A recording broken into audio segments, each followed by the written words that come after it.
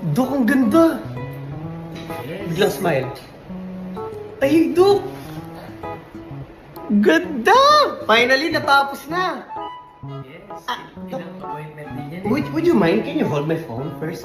I-flex ko lang sa kanila ba kasi akala nila sa video lang eh, ha? Sanay na siya. Ang ganda, Dok. Yes. Ginawa ko talaga na ganyan yung design yan. Very natural. Unless aminin mo sa iba na nagpagawa ka, hindi lahat ng veneers. Tsaka, Dok, yung kulay. Anong kulay po ito? Bleach tree. Bagay Bleach sa'yo. tree. Tapos BL tree. Tsaka, Dok, di na ito maninilaw kahit magkape tayo. Hindi, hili mo pa namang uminom ng coffee.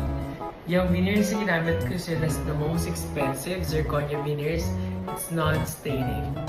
Hi, Doc. I'm good. I'm good. I'm so good with my trip.